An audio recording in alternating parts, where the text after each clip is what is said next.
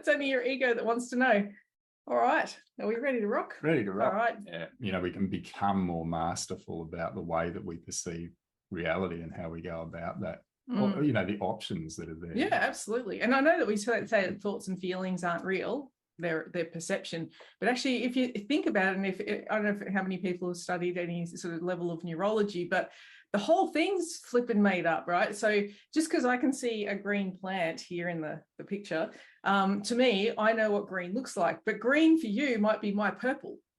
And it's also the lens that we'll see our reality through when we're not being conscious about things. So we'll assess our world and everything that we're experiencing based on our set of beliefs about our incompleteness and, how we're not enough in the world and that sort of thing. So the ego will continuously be assessing based on those beliefs and be informing us via our thoughts and feelings about what we're experiencing, and from which we'll then based on that information through thoughts and feelings, we'll make decisions and we'll take certain actions or not. And and that when we're coming from there, and our decision making and action taking is based on those filters, those biases, those egoic biases, then our reality will take shape in alignment with those biases, with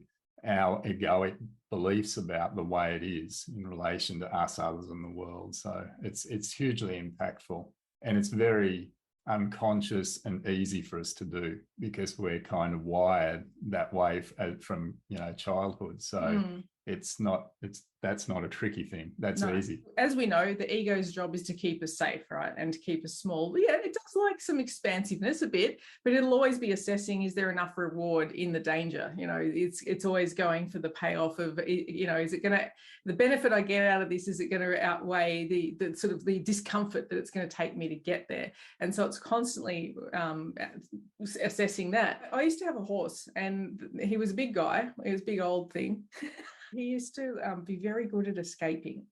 Even though he was old, he liked to get out and do his own thing, right? And he also worked out that if he could handle the discomfort of it, he could actually get, when I wasn't looking, he could get himself to touch the fence, to get the ribbon to touch the ground, because then if it was touching the ground, the electricity was all escaping into the ground and not going to touch him. And then he could then just go through the fence, right? And so it was, but what he had to do is he had to go with okay, this is going to hurt. This is going to be uncomfortable. I'm going to need to lean into this, but I know I'm going to be able to get out once I actually can withstand the initial discomfort. Not only that, he also worked out that if he get to a certain part of the paddock where the fence was, because I had a fence as well as an electric fence, he could put his neck underneath the wire and lift it up and lift the post out of the ground and walk underneath. Now he's 17 hands high, which is a pretty big bloody horse, and he managed to walk under the fences. So it was a smart little asshole. But again, he would just lean into the discomfort because he knew what he was going for. He had an end result to get to the hay or to do this or to do, and it was just incredible. And once he passed under, I imagine the fence comes back down and you're like scratching it.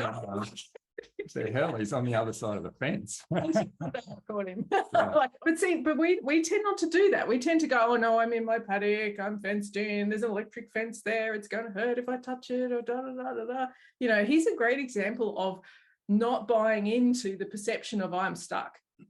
He just knew that he was a powerful creator, that there was hay where he wasn't. So his perception was, yep, nothing's stopping me. I know what I'm going for. A lot of us just hold ourselves penned into our paddock and saying, oh, I can't do anything. I'm just stuck here. It's going to hurt. It's going to take effort. It's going to be this. It's going to be that. All based on the limitations that are set there. And a lot of it is mentally. We're assuming our limitations to be true. And they're not, but those assumptions carry weight when we're making them, and usually we're making them unconsciously.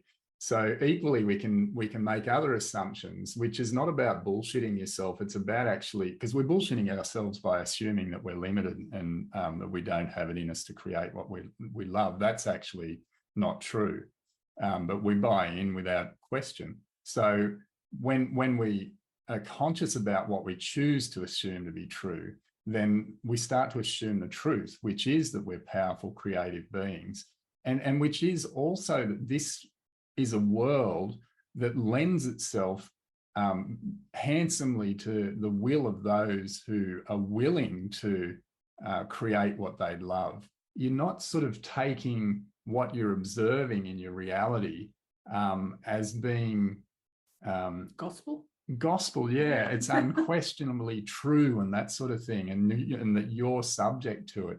It's like, I don't know. I mean, it's what I'm seeing would suggest something, but I'm just going to suspend that, that idea about what that suggests is and is not possible.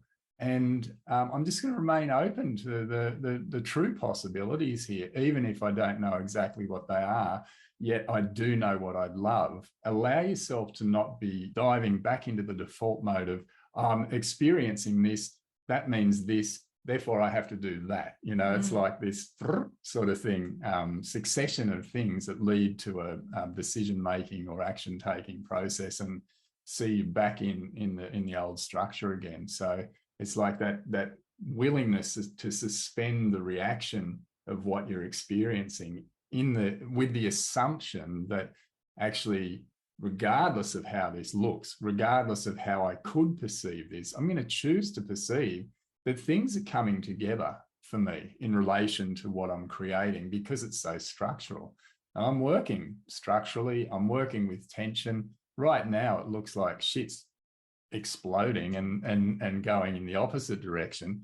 But as we know, at times, old structures will need to fall away to allow for new structures to come in. So if we're not getting reactive about what we're experiencing, but rather just holding that assumption that, no, well, obviously it's happening in favor of what I'm going for here. So I don't need to know, to be able to figure that out. I just need to be of that assumption, and that's what I choose. Yeah. We definitely don't want to put our head in the sand because that'll lead to disaster. So we're always truthful with where we're at, but we're also not dramatic about where we're at.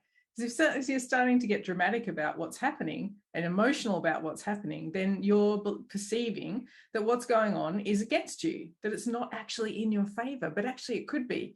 The path of least resistance might be that things do need to break down, break up, degrade, whatever, however we're perceiving it to be, in order to move forward the fastest. So you can't keep your focus on your end result and try and keep all your shit together at the same time. You've just got to decide, which one am I prepared to let go of? And if you let go of your end result, then it all becomes about the conditions and how you need to control it and how you think it is and what's going to make you, enable you to get somewhere at some point. And it's such a powerful message to your subconscious when you stand for your truth like that, because it says clearly, no, this is what matters, and I'm sure that's where like Linda says, the ongoing momentum just from that moment has lasted for years. And it's that sort of thing. Once you've got subconscious recruited into what you're doing, what you're creating consciously, it's a lot of power. And it's an aspect of each of us that has that sort of power, so it's really big. It's a big deal. But we could easily overlook, things that are important to us and put them on the back burner, or not see that they're that important sort of thing, because we don't realize the repercussions of doing this or that, and how costly it can be to not stand for our heart and to just let things slide, versus how beneficial it can be to do the other, to actually stand for what's true for us. And that's bigger than we often kind of perceive it to be.